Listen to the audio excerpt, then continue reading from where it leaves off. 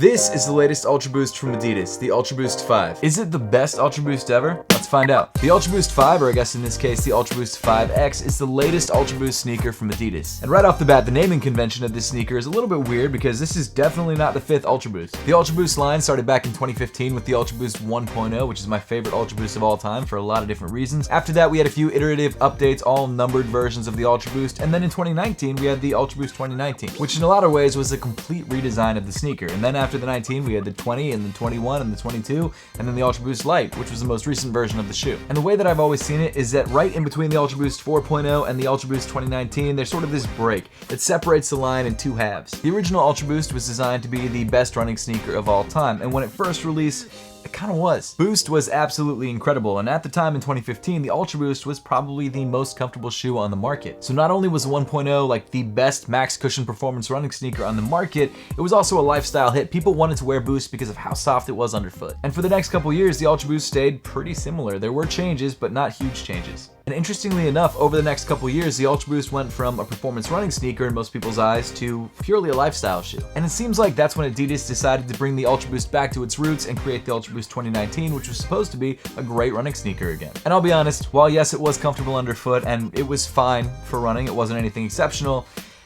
kind of looked ugly. And to be real, most of the UltraBOOSts that came after that were also pretty ugly. And from a consumer's point of view, the only thing that was changing with the UltraBOOST year over year was the fact that they were adding a little bit more boost in the midsole every year and just making it even chunkier than it already was. So people really just seemed to get sick of the UltraBOOST line. The 1.0s weren't as popular anymore because people just didn't like the aesthetic as much as they used to. The newer UltraBOOsts just weren't that exciting. But it looks like in 2024, Adidas is trying to change all of that and make the UltraBOOST popular once again by creating a pair of sneakers, the UltraBOOST 5, that sort of fits in the gap between the original line of UltraBOOST and then the UltraBOOST 19. In a lot of ways, it feels like this is a missing link between the original UltraBOOST and the newer UltraBOOST. Like, this is a shoe that should have been in the middle. And I'll be honest, when I first heard about this shoe, I was really hopeful. I was hopeful that this shoe would take all of the best parts of all of the previous UltraBOOSts and combine them into one shoe that supposedly is supposed to be the best UltraBOOST of all time. And over the last few days, I've been wearing the Adidas UltraBOOST 5X, which essentially is the 5, but we'll get into those details a little bit later on in the video.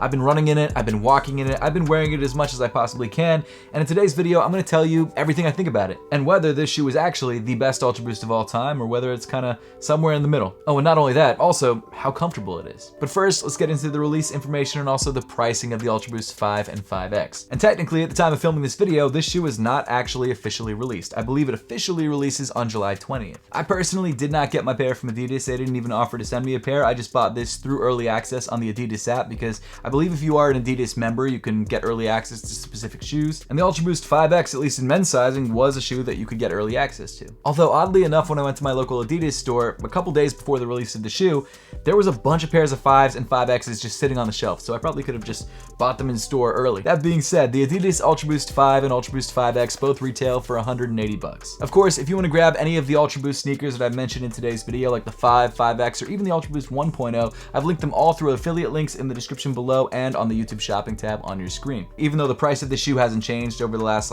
10 years, even with inflation, still feels like a lot of money. I mean, kudos to Adidas for not raising the price. They probably could have. I mean, look at the Air Force One. That went up in price by like $15 over the last 2 years. The UltraBOOST has not raised in price since, I believe, 2015, when it first released. That said, there are some other running sneakers on the market that are priced at like $140 and $150 that in a lot of ways I actually prefer. And of course, we'll get into that later on in the video. But with that being said, $180, just a lot of money. Now, you've heard me talk a lot about the UltraBOOST 5 and 5X, and I want to explain the difference between these two shoes before we dive any deeper into the review. And let me just say, it's not a huge difference. The only difference between the 5 and the 5X is the fact that the 5 has a midfoot cage and the 5X doesn't. Now, the reason for that is that the 5X is supposed to be a lighter shoe, and removing the midfoot cage does actually make the shoe lighter, but I would argue, why even include the midfoot cage? Why not just release the 5 and make it midfoot cage-less? I mean, you still get some of the midfoot cage aesthetics on the 5X with just the paneling on the upper of the shoe. My only guess as to why they released two versions of the shoe is because they wanted one, the 5, to look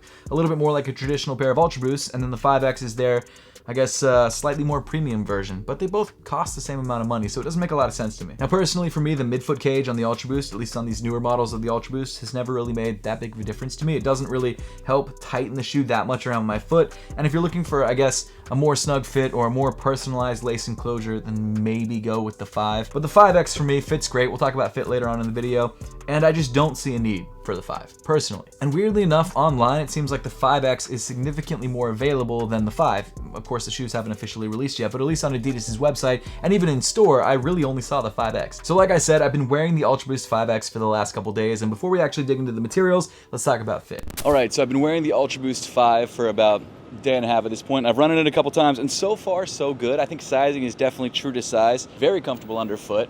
The boost is soft. It's all entirely under my foot, which is a good thing. I'm a size 9, this is a size 9. I think true to size is the way to go, even if you have slightly wider feet. I think you should still be fine, especially in the 5X version of the shoe without the cage. But overall, feels good. Recommend true to size, but of course, if you have the chance to try the shoe on first before you buy it, make sure to do that to make sure that you're grabbing the right size for you. Back to the studio. But now let's get into the materials that make up the UltraBOOST 5 and 5X. And starting off around the toe of the sneaker, you've got what Adidas calls adaptive prime knit, which they say moves better with your foot than, I guess, standard prime knit. Now personally, I've never had a problem with prime knit moving with my feet. It's always been great. I've always loved it. I guess it's just a new marketing term that they're using. But I will say in the center of the toe, it does seem like the prime knit is a little bit different than what I'm used to, and that's because it looks like they've actually weaved in some sort of plasticky type of thread. Now, according to Adidas' website, 20% of the weight of the shoe is made up of recycled materials, and I can only assume that this sort of thread or yarn is probably some sort of recycled plastic or something like that. But either way, like most pairs of UltraBOOST sneakers that feature prime knit on the upper, it's very soft, it's very breathable. This area does seem to be a little bit stretchier than the other prime knit areas on the shoe, probably because it's got that sort of bouncy, plasticky yarn. But yeah, absolutely no complaints. It was incredibly comfortable on foot. It breathed really, really well. I like it, and I like the new pattern that they went with on the toe of the shoe. It's cool. Around the edges of the toe, you've got a slightly thicker prime knit, which should be better for durability, always a good thing. And then the plasticky knit in the center of the toe seems to be a slightly wider knit, so you get a bit more breathability in that area. All around good. I've absolutely never had a problem with prime knit. I've always loved it. In fact, I think it's probably my favorite knit technology from a brand.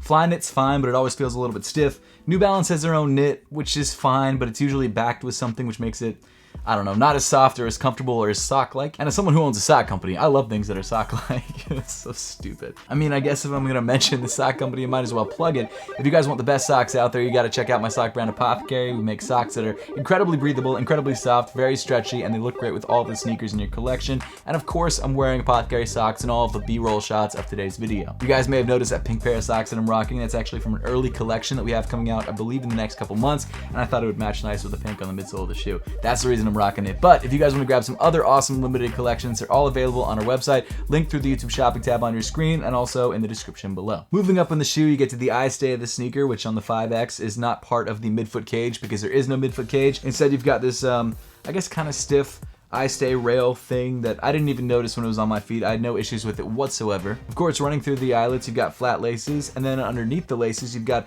another widely knit area, which is sort of the, I guess, top part of the one-piece constructed tongue. It's all connected in one big sock-like upper. Again, the tongue area of the shoe, very breathable, and then of course the laces do a good job of keeping your feet locked in the shoe. The flat laces also do a good job of staying tied. I've had trouble with laces getting untied over runs, and these ones didn't seem to have that issue. At the top of the tongue ankle area, you've got the Adidas 3 Stripes logo, and then moving inside the shoe, around the heel area of the shoe, you've got this pretty nicely padded mesh fabric. Kind of looks like the mesh that you have in ball shorts, but it's really well padded. It's not like incredibly plush, but it does a good job of keeping your heel comfortable. And like most pairs of UltraBOOST, that's really the only plush padding that you have on the shoe. The rest of the upper, your foot is just up against the prime knit, which is fine because it feels like a sock and it's breathable. When running in this shoe, I really appreciated the breathability. It was great. It was very, very airy. Because this shoe is so light, I believe this shoe, at least in a size 9, which is my size, is 9.7 ounces, at least in the 5X version. It really was one of those shoes that you kind of forget that you're wearing. I mean, it's definitely not the lightest shoe that I've ever had,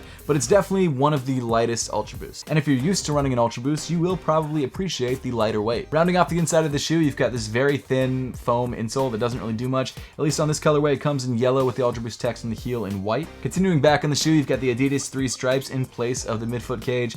They're kind of a definitely reflective material. I don't know exactly what they are, maybe TPU? Some kind of thin rubbery material that's kind of heat pressed or glued onto the upper. Even though there was no midfoot cage on this shoe, I did find that the containment was really good. Now I have regular width feet, they're not too wide, they're not too narrow. This shoe fit my foot great. It didn't slide around, it didn't feel too snug. It was awesome, even after a couple runs, and even after just walking in this shoe all day, felt good. Really no complaints with the upper whatsoever. But hey, maybe you're looking for a more customizable fit. In that case, maybe the UltraBOOST 5 is better for you because you get a little bit more of the sides of the shoe being pulled together, but I really didn't feel like I needed that. I like the alleged lighter weight. I don't have the UltraBOOST 5s to compare, but they apparently are lighter, of the UltraBOOST 5X, so that's the one that I went with.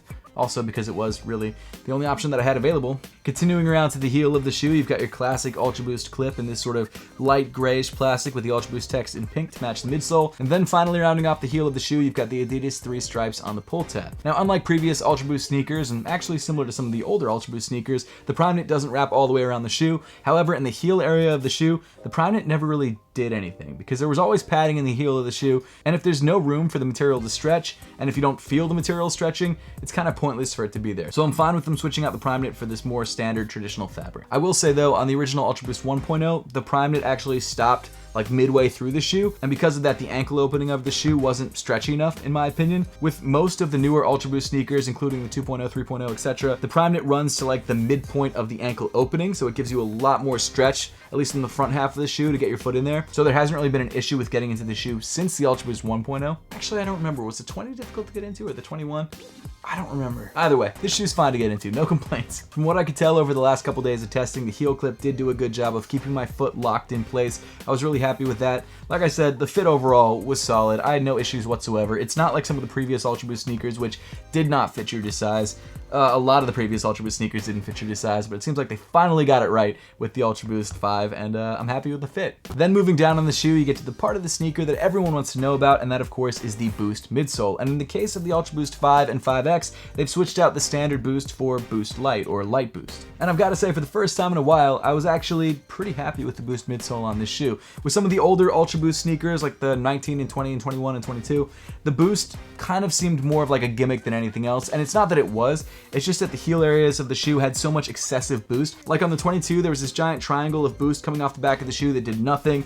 On the 21 or 20, the boost kind of like crept up onto the heel area of the shoe and made it look like there was a lot more boost underneath your foot than there actually was. It was purely a marketing thing, and it just made the shoe heavier, and I didn't like it. And also, on some of the more recent UltraBoost sneakers, the drop from heel to toe was incredibly dramatic. In fact, in the toe area of the shoe, there was not that much boost, and that's an area that I like to have at least some boost. I mean, on the original UltraBoost, while there was definitely a drop there was still a decent amount of boost in the forefoot of the shoe, really not that much less than from the heel of the shoe. And on some of the newer UltraBoosts, it just seemed like you're on this slope, and that caused a lot of problems for me, and I'm sure other people. One, because there wasn't a lot of cushion in the forefoot, and two, because that drop was just extreme. On the UltraBoost 5 and 5X, the drop is 10 millimeters, but they did a really good job of keeping the boost somewhat consistent all the way through the shoe. You finally have a decent amount of boost underneath your forefoot, and you feel it underneath your forefoot. In fact, the difference in boost cushion underneath your forefoot on the, I was about to call this the 2024, on the 5 and the 5X is much more noticeable than the difference in boost on the heel of the shoe versus the previous version of the shoe, if that makes sense. I think I got confused. Essentially, this shoe is more evenly cushioned than most recent UltraBoost sneakers. According to UltraBoost, it features 5% more boost, which I don't know how to quantify that, but apparently it does. And as they say on the forefoot of the shoe, they're using light boost instead of standard boost, which I will say is definitely lighter than the UltraBoost 22. Now, is it as light as the UltraBoost Light?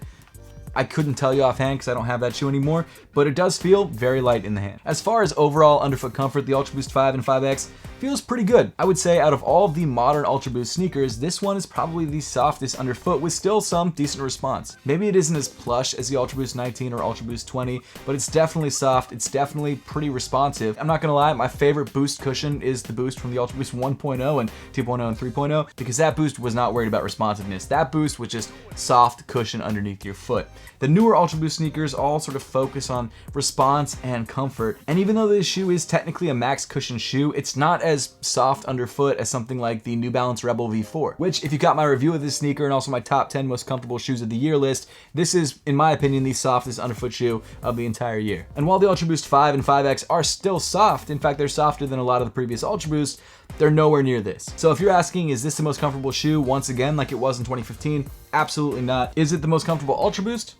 Possibly. Unless I had all of the different UltraBoosts together and compared them, I couldn't tell you for sure. Plus, comfort is just so subjective. Some people prefer really firm rides, other people prefer very soft cushioned rides. It really depends on what you're looking for. To be fair, the UltraBoost now isn't even the most soft underfoot Adidas sneaker. That would probably go to the Adizero Adios, which to be fair is a marathon running sneaker, and because of that, you know, you can't really wear that shoe for more than like 200 miles before it starts to break apart. But with that being said, this is still a pretty soft underfoot shoe, and it is still considered a max cushion shoe. Now, when it comes to a use case for the UltraBoost 5 and 5X, I would say if you're buying this as a running sneaker, it's definitely more of a recovery run style sneaker. It's for longer, easier runs. The kind of runs that I do, slow, It is a decent running sneaker, and the upper of the shoe feels incredible. It's super breathable. Honestly, the upper of this shoe is probably one of my favorite uppers on really any running sneaker. I mean, the Fuel Cell Rebel V4s are definitely more breathable because they've got this like super thin layer of plastic mesh that really just holds your foot in place, and that's about it. They're still very breathable, and they're incredibly soft on your foot, and they move with your foot really, really well. So possibly for the first time ever in one of my UltraBoost reviews,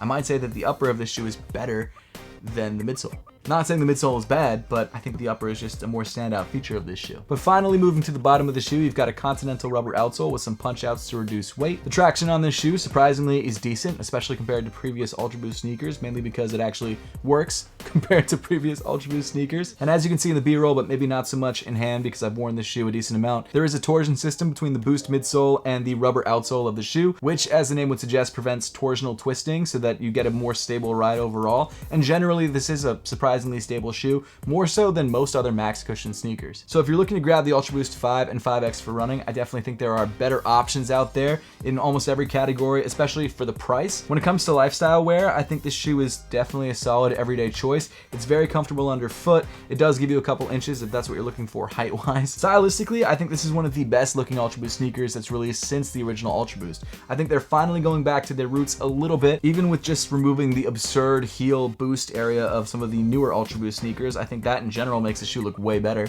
And even though this midsole gradient paint thing that's going on this colorway might not be for everybody, I do really like the potential that it has, and I actually kind of dig this colorway. This sort of white, pink, yellow, grayish colorway I think is really clean. Will this shoe become an everyday casual sneaker for me?